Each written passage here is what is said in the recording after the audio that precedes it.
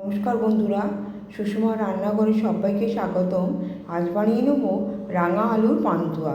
তা দেখো, প্রথমে রাঙা আলু ধুয়ে পরিষ্কার করে নিয়েছি। তারপরে রাঙা আলুগুলোকে প্রেসারে আমি সেদ্ধ করে নেব।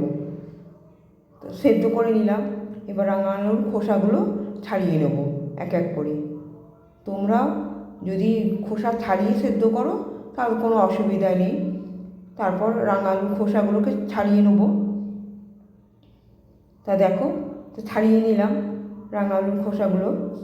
এবার রাঙা আলুগুলোকে আমি একটা গ্রেটারের সাহায্যে কুড়ে নেব। এটা হাত দিয়ে মেখে নিলেও হবে, কিন্তু একটা শক্ত যদি দলা পাকিয়ে যায়, ওর জন্য আমি একটু গ্রেটারের সাহায্যে গ্রেট করে নিলে আর কোনো শক্ত দলা ফলা কিছু থাকবে না। তারপর ওর মধ্যে 2 চামচ ময়দা দেবো, 3 চামচ গুঁড়ো দুধ দেবো, তারপর একটু খাবার সোডা, অল্প পরিমাণে নুন দিয়ে ভালো করে মেখে নেব। যদি নরম হয় তবে তোমরা আবার একটু ময়দা দিয়ে মেখে নেবে, কারণ আমার মাখতে মাখতে একটু দেখি নরম হয়েছিল। তারপর আমি আবার একটু ময়দা দিয়ে দিলাম, দিয়ে ভালো করে এটা মেখে নেব। ভিডিওটা যদি ভালো লাগে তাহলে লাইক, কমেন্ট, একটা সাবস্ক্রাইব করে দেবেন। তারপর মাখা হয়ে গেছে। তারপর হাফ চামচের মতো আমি একটু ঘি দিয়ে দিলাম। টেস্টটা খুব ভালো আসবে, তার জন্য একটু আমি পরিমাণে ঘি দিয়ে দিলাম। তোমরা যতটা নেবে সেই পরিমাণ বুঝে সব কিছু নেবে, ময়দা বলো তারপর হাতে একটু ঘি মাখিয়ে নিলাম। তারপর পান্তুয়ার আকার আমি শেপ তৈরি করে নিলাম।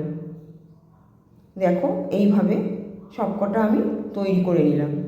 তারপর কড়ার মধ্যে সাদা তেল দিয়ে গরম করে নিলাম, আর এক এক করে সমস্ত ভেজে নিলাম। তোমরা গ্যাসটা হাই করবে না, লোতেও করবে না, মিডিয়ামে রাখবে। তাহলে রাঙা আলুর পান্তুয়াগুলো খুব ভালোভাবে ভাজা হয়ে যাবে। দেখো, এক এক করে আমি হয়ে গেছে, সমস্ত কিছু তুলে নেব। এরকম লাল লাল করে তুলে নেব।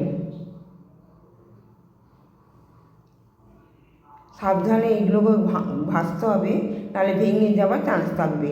তারপর একটা আমি শিরা তৈরি করেছিলাম, সেই শিরাটার মধ্যে আমি রাঙা আলুর পান্তুয়া যেগুলো বলগুলো তৈরি করেছি সেইগুলো আমি দিয়ে একটু ফুটিয়ে নেব।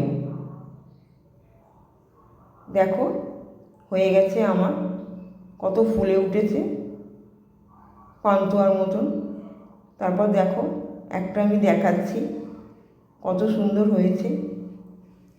এইভাবে বাড়িতে তৈরি করে গেস্ট আসলেও দিতে পারো, বাড়িতেও করে খেতে পারো। কি অসাধারণ হয়েছে, কেউ বলবে এটা রাঙা আলুর পান্তুয়া। এরকমভাবে বাড়িতে তৈরি করবে, আশা করি ভালোই লাগবে। খেয়ে একবার দেখবে, অসাধারণ। টাটা।